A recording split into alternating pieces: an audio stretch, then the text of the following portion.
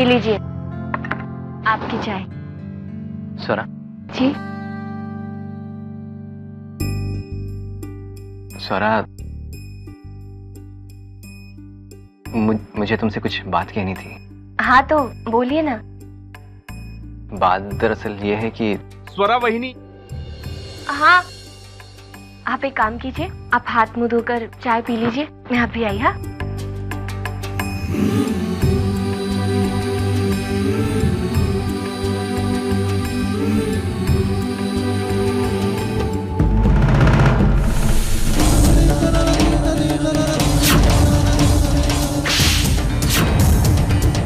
तुम्हारी हिम्मत कैसे हुई मेरे सामने उस स्वरा की तरफदारी करने की? मैं देखती हूँ आज के बाद तुम दोनों को इस घर में पूछता कौन है। बहुत जोर से पड़ी ना, बहुत दर्द हो रहा होगा। बर्फ लाई हूँ, लगा दूँ क्या? पागल हो गई है तू। वैसे तमाचे गाल पर पड़ते हैं ना,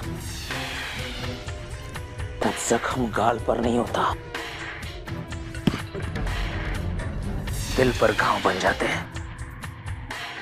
तो कोई बात नहीं, वहां लगा देती हूँ, आप जरा बैठे तो सही। शांति, जाने वो ऐसी कौन सी मनूज खड़ी थी जब मैंने तुमसे शादी की थी?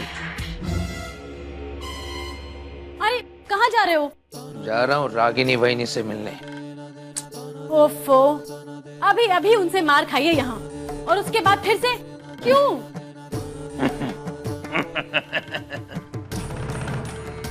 जानती, तो जानती है सांप के जहर पर सबसे अच्छा तोड़ कौन सा होता है? नहीं।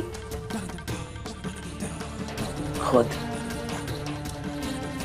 उसी सांप का जहर। रागिनी वहिनी, मुझे माफ कर दीजिए रागिनी वहिनी। अरे मैं तो आपकी बेइज्जती सपने में भी बर्दाश्त नहीं कर सकता। रागिनी वहिनी, आप नाराज है मुझ पर, नहीं हक बनता है आपका मुझ पर नाराज होने का। आपने मुझे अपना भाई माना, लेकिन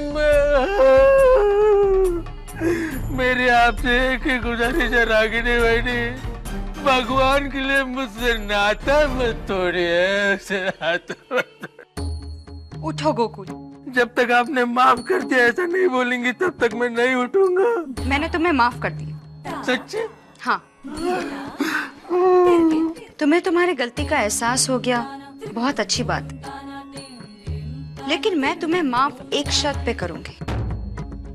तुम्हें मेरा एक काम करना होगा। जी आप हुक्म कीजिए, आपके लिए ताजमहल खड़ा कर दूंगा। नहीं गोकुल, काम जोश में करोगे तो बिगड़ भी सकता है, इसलिए सोच समझ कर और सावधानी से करना होगा। काम क्या है वो तो बताइए। तुम्हें उस आदमी को ढूंढ के मेरे सामने लाना है जिसे स्वरा ने वो सिक्का लिया था। आई एम श्योर कि वो आदमी कभी ना कभी हमारे काम जरूर आएगा। वो महेश, अब वो तो मवाली है, वो हमारे किस काम का? वही गुंडा महेश मवाली। ये तो मुझे नहीं पता कि वो हमारे कब काम आएगा और कैसे काम आएगा, लेकिन हाँ मुझे इतना जरूर पता है कि दुश्मनों का दुश्मन हमारा दोस्त होता है।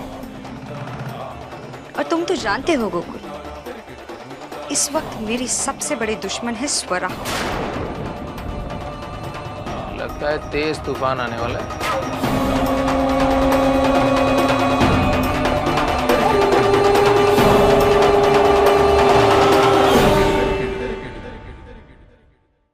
अरे आप तो बहुत लकी हो भाऊजी।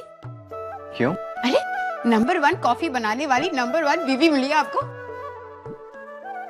मैंने अपनी लाइफ में ना इतनी अच्छी कॉफी कभी नहीं पी। ऐसी कॉफी के साथ तो आपकी हर रात यादगार बन जाएगी। तो फिर एक कॉफी मेरी भी। अब भी लाती हूँ। कॉफी में थोड़ी सी शक्कर कम है, मैं भी लेकर आता हूँ।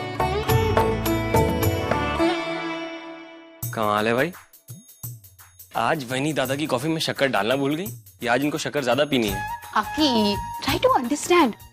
अचानक कॉफी फीकी पड़ गई है। मिठास जो किचन में चली गई है।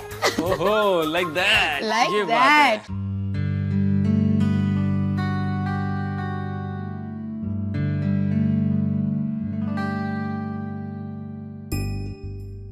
आप यहाँ पे क्यों आए? कुछ चाहिए था आपको? नहीं मैं यहाँ इसलिए आया था क्योंकि स्वरा वहीनी, वो अमोल बाबा ने खाना नहीं खाया और आई साहब भी घर पे नहीं है। आप खिला देती तो। अच्छा तुम एक काम करो, ये कॉफी ले जाओ और अक्षर भाजी को दे दो। जी। अब मैं अमोल को खाना खिला कर आती हूँ। हाँ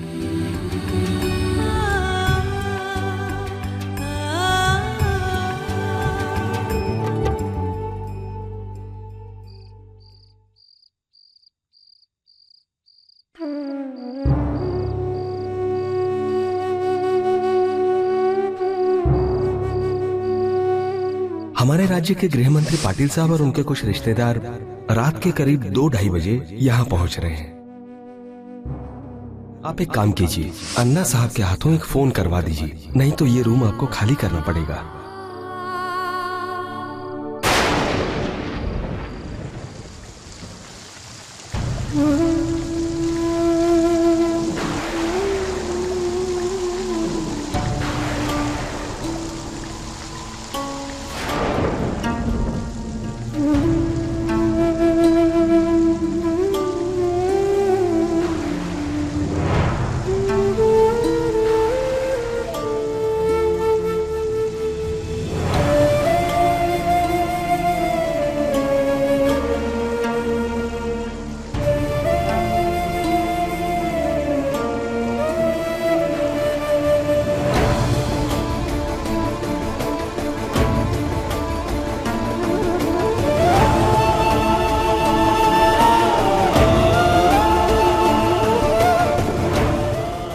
कितना तेज बुखार है? नहीं कुछ नहीं। क्या कुछ नहीं? तू कभी मानेगी नहीं, तू कभी बीमार रहती। मैं अपना सामान लेकर आता हूँ। हाँ, इतनी बारिश में आप कहाँ जाएंगे? अरे हमें डॉक्टर के पास जाना होगा, सब वहीं पे है। आता हूँ मैं। आओ, इतनी बारिश में कहाँ जाएंगे आप? बस गया और आया मैं।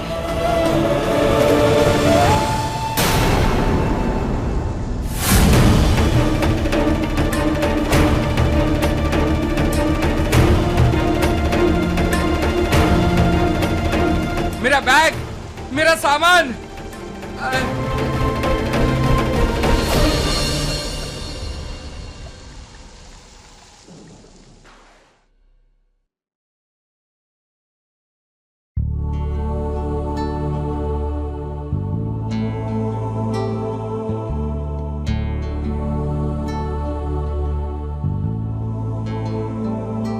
आप मुझसे नाराज हैं क्या? तुमको ऐसे क्यों लगा? नहीं, वो दरअसल उस वक्त आपको मुझसे कुछ कहना था ना, लेकिन मैं क्या करूं, दरअसल दूसरे कामों में इतनी उलझी हुई रहती हूँ कि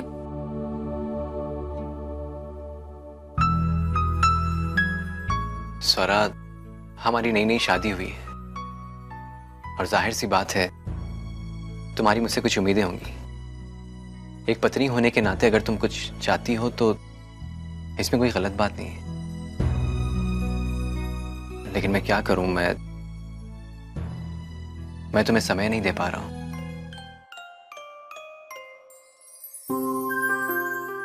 इतनी सी बात आपसे किसने कह दिया कि मैं आपसे नाराज हूं?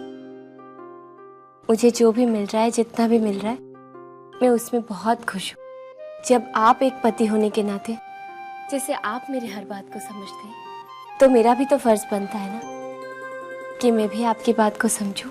सराद, बात सिर्फ इतनी नहीं है। दरअसल हम लोग हनीमून नहीं जा पाएंगे।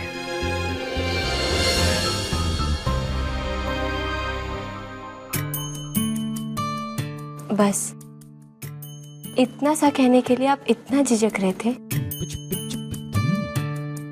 आदित्य, आपको क्या लगता है मैं आपकी पत्नी हूँ? आपके हर एक जिम्मेदारी को, हर एक काम को बहुत अच्छी तरह समझती हूँ। भले मैं उन्हें बांट नहीं सकती, लेकिन आपके साथ खड़ी तो रह सकती हूँ। मेरे लिए कहीं घूमने जाना कोई मायने नहीं रखता। क्योंकि मेरे लिए तो हर वो जगह स्वर्ग है जहां आप मेरे साथ हैं। और वैसे भी शादी के बाद लोग इसलिए घूमने जाते हैं ना, ताकि वो एक दूसरे को समझ सके। लेकिन हम लोग तो एक दूसरे को ना ही जानते हैं, बल्कि खुद से ज्यादा समझते।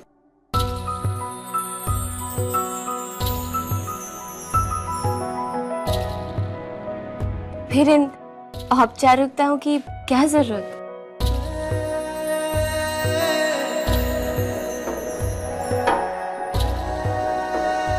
सारा, मैंने अब तक जितना तुम्हें जाना है वो बहुत कम है। सच में मैं बहुत खुशनसीब हूं जो मुझे तुम जैसी पत्नी मिली।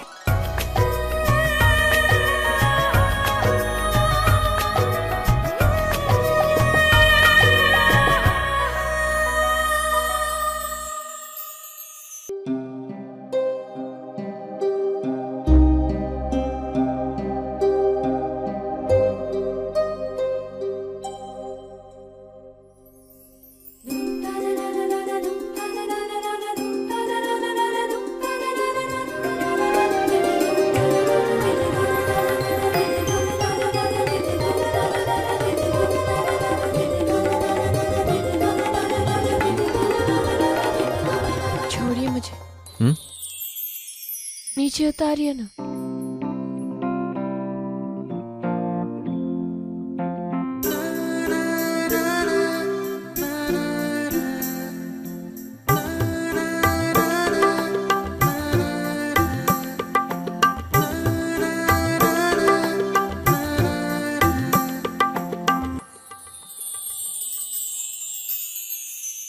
ये सब किसके कपड़े हैं? मेरे हैं।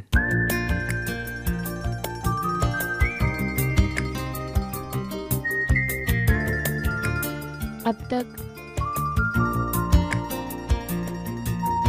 संभाल कर रखा इनको। आई ने मुझे आज तक नहीं लगा कि मुझ में कोई खास बात है, लेकिन आई कहती है कि मैं उनका आदर्श बेटा हूं और वो मेरे कपड़े मेरे बेटे को भी पहनाना चाहती ताकि मेरा बेटा भी मुझ जैसा आदर्श बने। मैंने उसे कहा भी था कि इसकी कोई जरूरत नहीं है, फिर भी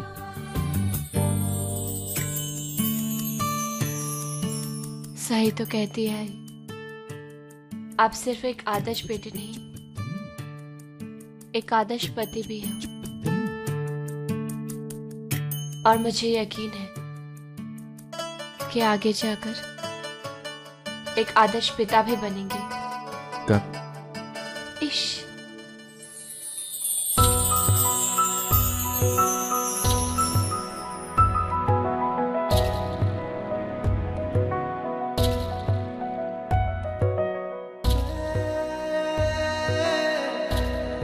स्वरा, मैंने एक सपना देखा है,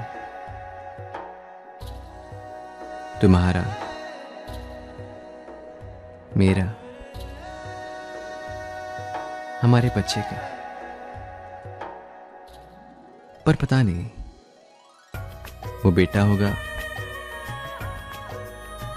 या बेटी। बेटा होगा। मेरी इकाई करती है कि शादी के बाद पति पत्नी एक हो जाते हैं और उनके एक एक होने का एहसास बच्चे के आने के बाद होता है। मुझे भी उस एहसास को जीना है आदित्य। जरा मुझे बोलने दीजिए। अगर आज नहीं बोल पाए तो कभी नहीं बोल पाऊंगी। आई माँ लक्ष्मी ने मुझे हमेशा उम्मीद से बढ़कर ही दिया है और मुझे यकीन है कि आगे भी वो मुझे उम्मीद से बढ़कर ही देंगी। मैं चाहती हूँ कि हम भी अपने बच्चे को गले लगाकर हमारे एक होने का दावा कर सके। वो एक सपना बन के हमारे पलकों में आए और हम अपने पलकें बंद कर लें और वो हमारे पास हमेशा हमेशा के लिए रह जाए।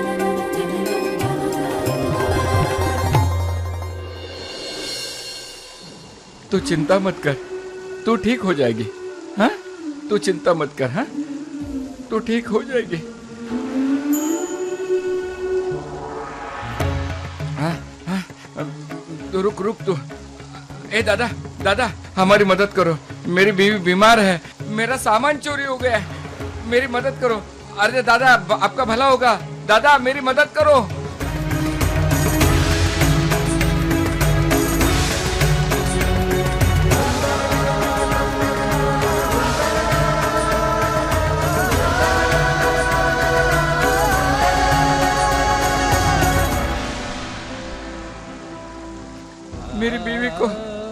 मेरी बीवी को जिंदगी दीजिए।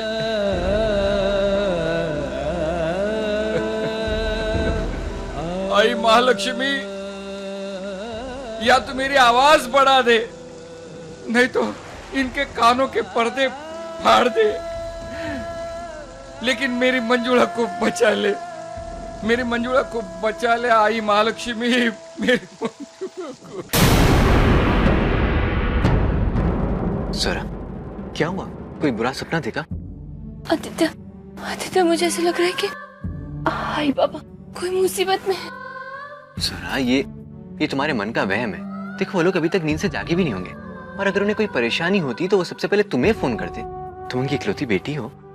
फिर भी आदित्य मुझे ऐसा लग रहा है कि वो जरूर किसी मुसीबत। कुछ नहीं हुआ है, कुछ नहीं हुआ है उन्हें, तुम्हारे मन का वहम है। चलो अब सो जाओ, बाद में उन्हें फोन कर लेना उठकर।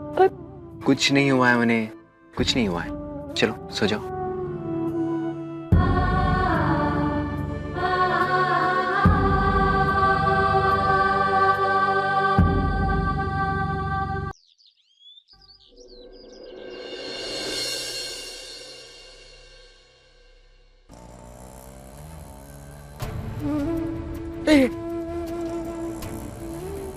भाई साहब, भाई साहब, भाई साहब रुको रुको। क्या हुआ भाऊ? वहीनी की तबीयत ठीक नहीं है क्या? हाँ, पूरे रात भर बुखार से तप गई है, डॉक्टर के पास लेके जाना है, लेकिन मेरे पास पैसे नहीं है। कोई सरकारी अस्पताल में छोड़ देंगे तो बहुत उपकार होंगे। यहाँ नजदीक में तो कोई सरकारी अस्पताल है नहीं। हाँ, आगे की गली में एक डॉक्टर है, वहाँ छोड़ देता हूँ, देख लेना कुछ हो सकता है तो। जी, बहुत बहुत उपकार हो गए। मैं लाता हूँ। मंजुला, मंजुला चल चल चल डॉक्टर के पास।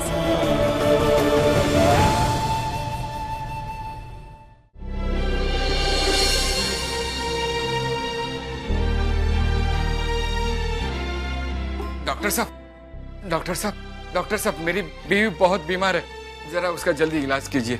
आप एक काम कीजिए, वहाँ से पर्ची बनवा लीजिए, पर्ची बनवा के आइए। पर्ची? डॉक्टर साहब मेरे पास पैसे नहीं है। पैसे नहीं है मतलब? मतलब आप पहले इलाज कीजिए, मैं बाद में पैसे लाके दूंगा। कब? आप इलाज कर दीजिए, मैं जरूर आपके पैसे लौटा दूंगा, लेकिन मेरी बीवी का इलाज कीजिए, बहुत बुखार है। भाई साहब, ये आपको कोई धर्मशाला दिखता है? क्या है, मेरा सामान चोरी हो गया इसलिए। देखिए भाई साहब, आपकी इन झूठी कहानियों में मुझे कोई दिलचस्पी नहीं है। मेरा एक उसूल है, अगर आपके पास पैसे हैं तो इलाज करवाओ। आप कुछ तो इलाज कीजिए डॉक्टर साहब। ये सोचना हमारा काम नहीं है। मैं कब से देख रहा हूं, आप इनकी बीवी का इलाज क्यों नहीं कर रहे? अरे पता नहीं कहां कहां से चले आते हैं, ऐसा लगता है जैसे मैं मुफ्त में इनकी सेवा करने के लिए बैठा हूं। हाँ, तुम यहाँ सेवा करने के लिए बैठे हो। ये जो सफेद कपड़ा है और दीवार पर जो डिग्री टंगी है वो तुम्हें लोगों की सेवा करने के लिए दी गई है। अरे तू होता कौन है मुझे ज्ञान देने वाला? और यहाँ खड़े खड़े भाषण देना बहुत आसान है। तू अपने जेब से पैसे निकाल और दे दे। क्यों, क्या हुआ? बोलती बंद हो गई? बात करते हैं।